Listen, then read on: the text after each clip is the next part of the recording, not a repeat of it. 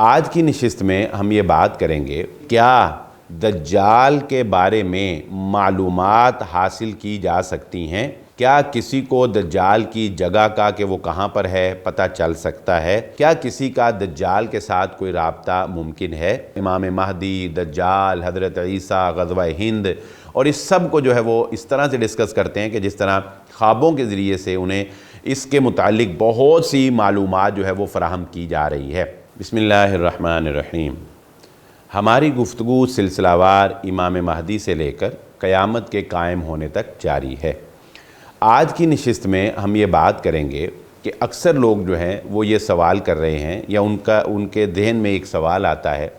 کہ کیا دجال کے بارے میں معلومات حاصل کی جا سکتی ہیں؟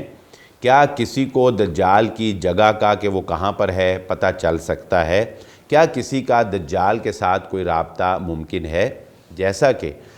گزشتہ دنوں اسرائیل کے جو ربی تھے انہوں نے یہ دعویٰ بھی کیا، انہوں نے اپنے ایک انٹرویو میں جو اسرائیل کے ریڈیو کو انہوں نے دیا، انہوں نے یہ دعویٰ کیا کہ ان کے استاد جو ہیں وہ دجال کے ساتھ رابطے میں ہیں، اور انہوں نے اس بات کا اظہار کیا کہ بہت جلد جو ہے اس کا خروج جو ہے وہ دنیا کے اندر ہونے والا ہے۔ اس بات میں کتنی صداقت ہے؟ اسی طرح پاکستان کے اندر بھی لاہور میں ہم یہ جانتے ہیں کہ محمد قاسم نامی ایک شخص ہیں جنہوں نے ابھی تک امام مہدی ہونے کا دعویٰ تو نہیں کیا اور نہ ہی وہ ایسا کوئی ذہن رکھتے ہیں کہ وہ ایسا کوئی دعویٰ کریں، لیکن اپنے خواب وہ خود بیان کرتے ہیں اور ان خوابوں کے اندر بہت سی ایسی باتیں جو ہیں جو کہ قیامت کے علامات میں سے اور بالخصوص امام مہدی، دجال، حضرت عیسیٰ، غزوہ ہند اور اس سب کو جو ہے وہ اس طرح سے ڈسکس کرتے ہیں کہ جس طرح خوابوں کے ذریعے سے انہیں اس کے متعلق بہت سی معلومات جو ہے وہ فراہم کی جا رہی ہے۔ تو آج ہم دلائل کی روشنی میں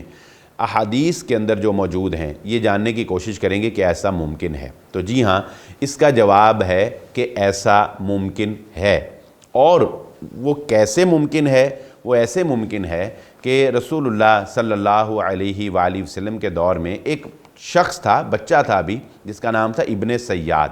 وہ ایسی باتیں کیا کرتا تھا کہ جس میں وہ دجال کی باتیں کیا کرتا تھا، جس میں وہ شیاطین کی جو ہے وہ باتیں کیا کرتا تھا،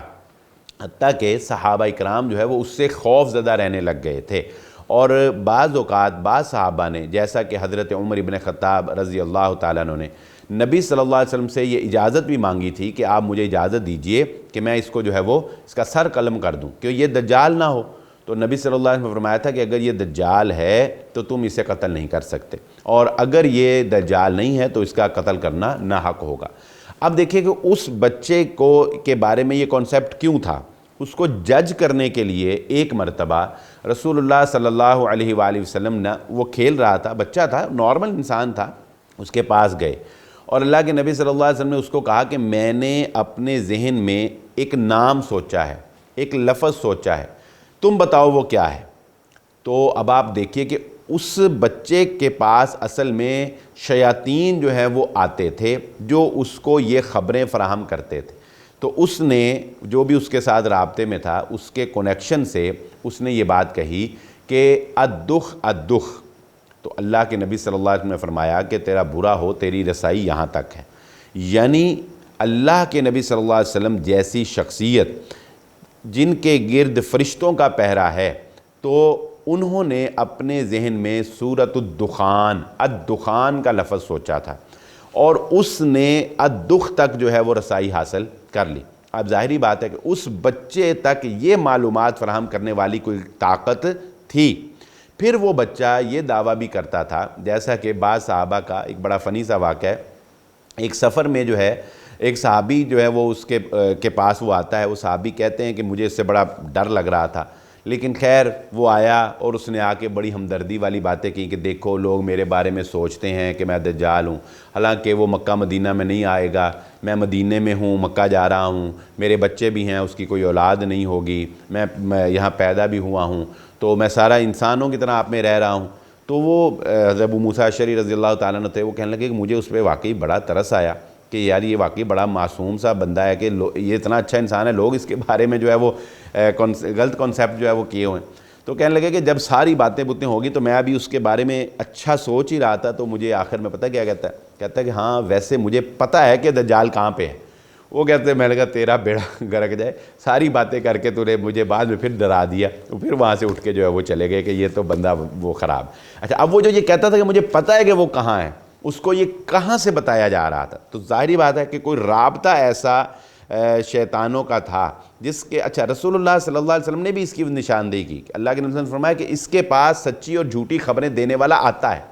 یعنی ملی جلی خبر۔ یعنی کیا مطلب کہ شیطان جو ہے کبھی جہاں سے اس کا کوئی ٹیوا لگتا ہے تو وہ اس کو کوئی خبر کوئی مکس کر کے نا کوئی اپنی طرف سے ملا کے کوئی خبر پہنچی تو وہ اس کو پہنچاتا ہے۔ تو اس سارے واقعے سے ہمیں یہ پتہ چلتا ہے کہ اگر اللہ کے نبی صلی اللہ علیہ وآلہ وسلم کے دور میں کوئی بچہ ایسا ہو سکتا تھا کہ جس تک دجال کی معلومات، اس کے ٹھکانے کی معلومات یا اس کی دیگر معلومات جو ہیں وہ پہنچائی جا سکتی تھیں، تو اس کے بعد بھی ایسے لوگ پیدا ہو سکتے ہیں کہ جن تک یہ معلومات جو ہیں یہ پہنچائی جاتی ہوں۔ ہاں البتہ یہ سلیکشن کیسے ہوتی ہے، یہ انسان کا خود کوئی اس میں عملیات وغیرہ کرتے ہیں، یہ ایک الگ چیپٹر ہے، انشاءاللہ اس پر بھی ہم پھر کسی وقت جو ہے وہ بات کریں گے۔ لیکن آج کی گفتگو کا جو نتیجہ تھا وہ اس ایک سوال کا جواب تھا کہ جو یہ لوگ سوچتے ہیں اور پوچھتے ہیں کہ کیا دجال کے بارے میں، اس کی جگہ کے بارے میں یا اس کے ساتھ رابطہ جو ہے وہ ممکن ہے، تو جی ہاں احادیث جو میں نے آپ کے سامنے ابن سیاد کی رکھی ہیں ان سے یہ بات پتہ چلتی ہے کہ اس کے ساتھ رابطہ یا اس کے بارے میں معلومات جو ہیں وہ ممکنات میں سے ہیں، وہ غیر ممکن چیز نہیں ہے۔ اسی کے ساتھ اجازت دیجیے، ہماری گفتگو سلسلہ وار امام مہدی سے لے کر قیامت کے قائم ہونے تک جو ہے یہ جاری رہے گی۔ آپ کے بہت اچھے کومنٹس جو ہیں وہ ہمیں مل رہے ہیں، ہم انشاءاللہ اس کے مطابق آپ کی رہنمائی بھی کرتے رہیں گے۔ ہمارے ساتھ رہیے، آئندہ نئے ایپیسوڈ میں انشاءاللہ ایک نئی بات کے ساتھ حاضر ہوں گے۔ اجازت دیجیے، اللہ حافظ۔